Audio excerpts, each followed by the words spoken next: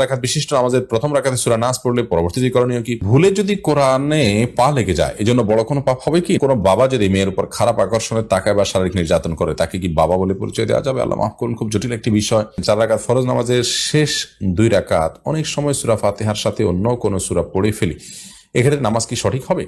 ফজর, মাগরিব, এশা সালাত একা একা পড়লে কি কিরাত মনে মনে পড়লে নামাজ হবে? না আমি নাপাক অবস্থায় থাকলে আমি যদি কাউকে স্পর্শ করি সে কি নাপাক হবে? পড়াশোনার উদ্দেশ্যে ইউরোপে যাওয়া যাবে কিনা? কিভাবে মেধা বাড়াতে পারি? কোনো ভালো কাজের ক্ষেত্রে মনের মধ্যে অনিচ্ছাকৃত লোক দেখানো ভাব আসলে কি গুনাহ হবে?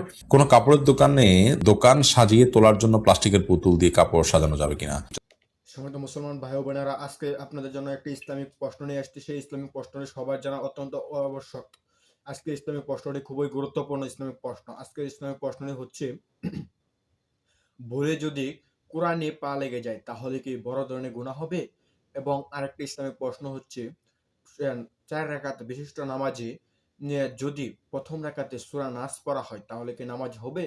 এবং নামাজের ভিতরে যদি একা নামাজ পড়া হয় তাহলে কোরআন তেলাওয়াত কি ওয়াস্তে করলে নামাজ হবে কিনা? এই নিয়ে আজকের ইসলামিক প্রশ্নটি।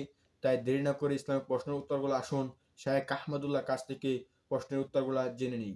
চলুন আর দেরি না করে আপনাদের প্রশ্নের উত্তর দেওয়ার আলোকিত ভবনে আমরা প্রবেশ করে যাই। নজরুল ইসলাম আপনি লিখেছেন, ফজর, মাগরিব, এশা সালাত একা একা পড়লে কি কিরাত মনে মনে পড়লে নামাজ হবে? নামাজ হয়ে যাবে। একা একা পড়লে আপনি কিরাতে নীরবে পড়তে পারেন, আবার সরবে পড়তে পারেন, একা একা পড়ে যদি পড়েন। আর জামাতের সাথে পড়লে তো অবশ্যই সরবে পড়বেন। তাসলিমা আখতার আপনি লিখেছেন, কোন বাবা যদি মেয়ের উপর খারাপ আকর্ষণে তাকায় বা শারীরিক নির্যাতন করে তাকে কি বাবা বলে পরিচয় দেওয়া যাবে? আল্লাহ মাফ করুন, খুব জটিল একটি বিষয় এবং ফিতনার ভয়াবহতার এই যুগে এই ধরনের প্রশ্ন আমাদেরকে শুনতে হচ্ছে। আল্লাহ তাআলা হেফাজত করুন। যদি এরকম থাকে কোনো বাবা, তাহলে সেক্ষেত্রে তার হাত থেকে আত্মরক্ষার জন্য যাবতীয় চেষ্টা মেয়েকে করতে হবে। প্রয়োজনে তাকে ত্যাগ করা, তার থেকে দূরে থাকা, এগুলো করবে। আর কাগজে কলমে তাকে তো বাবা হিসেবে পরিচয় দিতেই হবে, কারণ বাবার ঘর থেকে কিছু একটা লিখতে হবে। মিথ্যা কথা তো লিখবে না, তাকে লিখবে, কিন্তু তার কর্মকাণ্ডের প্রতি যেমন ঘৃণা থাকবে তেমনি ভাবে নিজেকে রক্ষা করবার জন্য দূরত্ব বজায় রাখবে এবং অন্য কোনো মানুষের মাধ্যমে এই লোকটাকে সংশোধনের চেষ্টা মেয়ের যদি করার সুযোগ থাকে তিনি করবেন। আল্লাহ তাআলা হেফাজত রাখুন। এরপর হারাকাতুল্লাহ আইডি থেকে আপনি লিখেছেন, ভুলে যদি কোরআনে পা লেগে যায় এজন্য বড় কোনো পাপ হবে কি? না, ভুলে যদি পা লেগে যায় তাহলে কোনো বড় পাপ হবে না, কারণ মানুষের ইচ্ছার বাইরে কিছু হয়ে গেলে সেজন্য আল্লাহ তাআলা মানুষকে পাকড়াও করবেন না, কারণ এটা মানুষের সাধ্যের বাইরে। লা ইউকাল্লিফুল্লাহু নাফসান ইল্লা উসআহা, মানুষের সাধ্যের বাইরে কোনো কিছু আল্লাহ তাআলা মানুষকে চাপিয়ে দেন না। বিধায় ইচ্ছার বাইরে লেগে গেছে, এর কারণে আপনার কোনো গুনাহ হবে না। তবে হ্যাঁ, আপনি সাবধান থাকতে হবে যেন আল্লাহর কালামের প্রতি অসম্মানমূলক কোনো কিছু আপনার দ্বারা না ঘটে।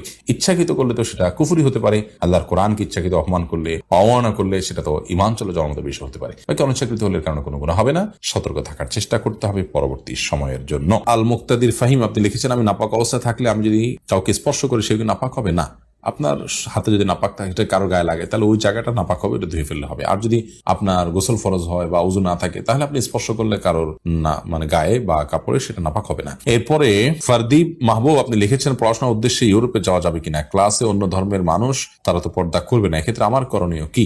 যদি কোনো মেয়ে মানুষ বাইরে যাওয়ার ব্যাপার থাকে তাহলে সেক্ষেত্রে এই যে পর্দা লঙ্ঘন হবে এবং নিশ্চিত লঙ্ঘন হবে, সেখানে পর্দা আপনি লক্ষ্য মেনে চলতে পারবেন না, এরকম পরিস্থিতি আপনার জন্য বাইরে পড়তে যাওয়া জায়েজ হবে না।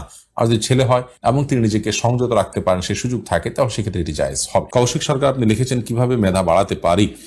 দেখুন, মেধা আল্লাহ তাআলার দান, সেটার জন্য আপনি দোয়া করবেন, নিজের মেধার অপচয় যেন না হয়, অন্য কাজে মেধার ব্যবহার না হয়, সেদিকটা চেষ্টা করবেন। আজকাল বিশেষ করে প্রয়োজনের সাথে অপ্রয়োজনীয় কাজে নিজের মেধার ব্যবহার অতিরিক্ত হওয়ার ফলশ্রুতিতেও আমাদের যেখানে মেধার বিকাশ দরকার সেই জায়গাটা সেভাবে হয় না। অতএব সে অপচয়টা আমরা রোধ করার দরকার। সে সাথে আল্লাহ তাআলার কাছে দোয়াও করতে পারেন, সাধারণ দোয়া করবেন আল্লাহ তাআলার কাছে, আল্লাহ যেন মেধা বাড়িয়ে দেন। প্যারাডক্সিক্যাল হাবিব আইডি থেকে আপনি লিখেছেন, কোনো ভালো কাজের ক্ষেত্রে মনের মধ্যে অনিচ্ছাকৃত লোক দেখানো ভাব আসলে কি গুনাহ হবে? অনিচ্ছাকৃত যদি আসে যে আমি কাজটা শুরু করেছি, এরপরে হঠাৎ কেউ দেখে ফেলেছে, এখন আমার কাছে ভালো লাগায় কাজ করছে, এর কারণে আপনার গুনাহ হবে না, এর কারণে আপনার গুনাহ হবে না। কিন্তু যদি আপনি করার আগে থেকে প্ল্যান করেন যেন মানুষ দেখে, আল্লাহ মাফ করুক, তাহলে সেটা গুনাহ হবে এবং সেটা কারণে আপনি রিয়া এবং লৌকিকতার যে অপরাধ, সে অপরাধের অপরাধী হবেন। কিন্তু ফরজ কাজগুলো করতে গেলে এ ধরনের লৌকিকতার মানসিকতা চলে আসা সত্ত্বেও সে কাজ অব্যাহত রাখতে হবে এবং নিজের সঙ্গে সংগ্রাম করে যেতে হবে, যাতে এই লৌকিকতার পাপ থেকে বেঁচে থাকা যায়। খাদিমুল ইসলাম আপনি লিখেছেন, আমি ভারত থেকে বলছি, কোনো কাপড়ের দোকান সাজিয়ে তোলার জন্য প্লাস্টিকের পুতুল দিয়ে কাপড় সাজানো যাবে কিনা? রাখতে পারেন, সেক্ষেত্রে পরিপূর্ণ মানুষের অবয়বালা পুতুল অ্যাভয়েড করবেন। শুধু গলা পর্যন্ত থাকলো, জাস্ট শরীরে পড়লে কেমন হবে এটুকু দেখা গেল এবং সেখানে অশ্লীল কোনো কিছু না থাকলে এটি করতে পারেন। আশরাফুল ইসলাম বিপ্লব আপনি লিখেছেন, আমি রাতে ঘুমোতে গেলে শুধু খারাপ কথা চিন্তা হয়, খারাপ চিন্তার কারণে ঘুমোতে পারি না, তো আমি কি করে সেটা থেকে মুক্তি পাবো যদি একটু বলতেন। খারাপ কথার ধরনটা কি ভাই বিপ্লব? সেটা বলতে পারলে বোধহয় আমরা আপনাকে সহযোগিতা করতে পারতাম একটু ভালোভাবে। খারাপ কথার মানে যদি হয় যে আপনি বিভিন্ন পাপ এর কল্পনা জল্পনা করেন, তাহলে সেক্ষেত্রে তো আপনি কল্পনা জল্পনার কথা মাথায় আসার সঙ্গে সঙ্গে আল্লাহর ভয়ে, আল্লাহর কাছে পকড়াওর ভয়ে আপনি সরে আসবেন। ইচ্ছাকৃতভাবে মনে মনে জেনার কল্পনা করা, চিন্তা করা, এগুলো তো হারাম। আল্লাহ তাআলা আমাদেরকে হেফাজত করে হারাম কাজ থেকে নিজেকে বাঁচিয়ে রাখতে হবে। এবং এটা এক প্রকারের জেনা, অর্থাৎ আমি মনে মনে চিন্তা করলাম, সেটাও কিন্তু মনের জেনা হয়, বিধায় এখান থেকে বাঁচিয়ে রাখতে হবে নিজেকে। আর খারাপ চিন্তা বলতে যদি হয় আল্লাহ তাআলা সম্পর্কে নেতিবাচক কোনো চিন্তা আসে, তাহলে সেক্ষেত্রে বাম দিকে থুতু ফেলে আমানতু বিল্লাহি ওয়া রাসূলিহি পড়বেন। আর মনে রাখবেন, এই আল্লাহ সম্পর্কে বাজে চিন্তা আসলে এটা আপনার একটা ইন্ডিকেট যে আপনার মধ্যে ঈমান আছে, শয়তান আপনাকে ঈমান হারা করার চেষ্টা করছে। অর্থাৎ আপনি শয়তানের উপস্থিতি এখানে টের পেয়ে আল্লাহর প্রতি আরো ঈমানকে শক্তভাবে আপনি ধারণ করতে পারেন ইনশাআল্লাহ। তার স্বামী যদি আংটি দিয়ে থাকে আপনাকে, এবং বেশিরভাগ ক্ষেত্রে আমাদের দেশে যেটা হয় যে স্বামী জাস্ট পড়ার জন্য দেয়, আবার তার লাগলে সে নিয়ে যায়, এরকম যদি হয় তার এটার মালিক তো স্বামী, আপনাকে জাস্ট পড়তে দিয়েছে, তাহলে তো তার সম্পদটা আপনার দেয়াই ঠিক হয়নি এবং তাকে এটা বলাই উচিত। আর যদি স্বামী আপনাকে মালিক বানিয়ে দেয় যে তোমাকে দিয়ে দিলাম, তুমি যা খুশি তা করো, এরকম একটা ব্যাপার থাকে, তাহলে সেক্ষেত্রে এটা এখানে অস্পষ্টতা থাকে। স্বামী তার স্ত্রীকে গহনা দিলে বিশেষ করে সেখানে অস্পষ্টতা থাকে, যেটা উচিত নয়। একটা হলো একদম দিয়ে দিলাম, আর হলো তোমাকে ব্যবহারের জন্য দিলাম। ব্যবহারের জন্য দিলে সেক্ষেত্রে আমার যা ইচ্ছা তা করার সুযোগ থাকবে, আমার ফেরত নেওয়ার সুযোগ থাকবে, বিক্রি করার সুযোগ থাকবে। আর যদি একবার দিয়ে দিই, তাহলে সেক্ষেত্রে আমার সেখানে কোনো প্রকার তসরুফ করার সুযোগ থাকবে না। যাই হোক, স্বামী যদি আপনাকে দিয়ে থাকেন, তো আপনার জিনিসটা আপনি শ্বশুরকে দিয়েছেন, সেটা আপনি চাইলে লুকিয়ে রাখতে পারেন। আর যদি মনে হয় শ্বশুর আপনাকে ক্ষতিগ্রস্ত করছে, ধোঁকা দিচ্ছে, প্রতারণা করছে, তাহলে সেক্ষেত্রে আপনি অবশ্যই আপনার স্বামীকে বলতে পারেন, বলার সুযোগ আপনার আছে। এবং সুমন আইডি থেকে আপনি লিখেছেন, খাবারের শুরুতে বিসমিল্লাহ বললে পরে আর তরকারি বা ভাত প্লেটে নিতে বিসমিল্লাহ বলতে হবে, বা অন্য কেউ ভাত বা তরকারি প্লেটে দিয়ে দিলে পুনরায় কি বিসমিল্লাহ পড়তে হবে? খাবারের শুরুতে যদি বিসমিল্লাহ আপনি বলেন, তাহলে সেক্ষেত্রে নতুন করে ভাত বা তরকারি প্লেটে আসলে সেটা খেতে আলাদা বিসমিল্লাহ না বললেও চলবে। তবে যিনি দিচ্ছেন তিনি বিসমিল্লাহ বলেই দিবেন, সেটি তার কর্তব্যের অংশ। কারণ প্রত্যেকটা কাজের শুরুতে বিসমিল্লাহ করা উচিত, দেওয়া উচিত, বিসমিল্লাহ পড়া উচিত। তিনি দিচ্ছেন, এটা নতুন একটা কাজ। কিন্তু আপনি খাবার শুরু করেছেন, শুরুতে বিসমিল্লাহ পড়েছেন, মাঝখানে বিসমিল্লাহ না বললেও চলবে ইনশাআল্লাহ তাআলা। যদি প্রত্যেক লোকমা আপনি বিসমিল্লাহ পড়তে পারেন, প্রতিটা জিনিস ধরার সময় নিয়ে আসে বিসমিল্লাহ পড়েন, সেটা ভালো, আলহামদুলিল্লাহ। আব্দুল হাকিম লিখেছেন, আমি যদি কারো কাছে টাকা পাই আর সে যদি টাকা দিতে ইচ্ছুক না হয়, তাহলে তার থেকে সেই টাকা চুরি করে নেওয়া জায়েজ হবে কিনা? আপনার পাওনা টাকা যদি কোনোভাবে আদায় করা না যায়, সে ঘড়িমসি করে, তাহলে সেক্ষেত্রে আপনি ওই পরিমাণ টাকা তার কাছ থেকে যে কোনোভাবে নিয়ে নিতে পারেন। এটাকে যে চুরি হারাম তার আওতায় মনে করা হবে না, কারণ এটা আপনার হক এবং অধিকার। আপনার অধিকার আপনি আদায় করে নিতে পারেন, সেটা নিষিদ্ধ চুরির আওতায় পড়বে না। এবং নবী করিম সাল্লাল্লাহু আলাইহি ওয়াসাল্লাম একটা হাদিস আছে, সে হাদিস থেকে আমরা এখানে দলিল গ্রহণ করতে পারি যে একজন ব্যক্তি যাদের ভরণ পোষণ দেওয়া তার কর্তব্যের অংশ, তাদের ভরণ পোষণ তিনি দিচ্ছিলেন না, তখন নবী করিম সাল্লাল্লাহু আলাইহি ওয়াসাল্লাম ওই ব্যক্তিকে বলেছিলেন যে, যিনি ভরণ পোষণ পাওয়ার অধিকার রাখেন, তাকে বলেছিলেন যে তার সম্পদ থেকে তুমি নিতে পারো ওই পরিমাণ, যে পরিমাণ তোমার প্রাপ্য বা তোমার প্রয়োজন। তো ঠিক একইভাবে আপনি তার অজান্তে তার সম্পদ থেকে নিতে পারেন আপনার পাওনা অংশটুকু, যদি সে ঘড়িমসি করে এবং দিবে না বলে আপনি অনেক বেশি আশঙ্কা করেন। রায়হান মিয়া আপনি লিখেছেন, 4 রাকাত বিশিষ্ট নামাজের প্রথম রাকাতে সূরা নাস পড়লে পরবর্তীতে করণীয় কি? পরবর্তী রাকাতে আপনি সূরা নাসও পড়তে পারেন, আর যদি পেছনে সূরা পড়ে ফেলেন তাতেও আপনার নামাজ হয়ে যাবে। কখনো এরকম কালে বদরে হতে পারে, ইচ্ছাকৃত এরকম করলে সেটা অনুচিত হবে, মাকরুহ হবে।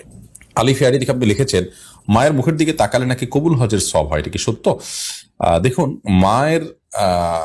মায়ের ইবাদত, মায়ের সেবা করা এটা আমাদের জন্য ফরজ, এবং মায়ের আনুগত্য করা, বাবার আনুগত্য করা, এটা আমাদের জন্য আবশ্যক বিষয়, আমরা সেই কাজটি করব।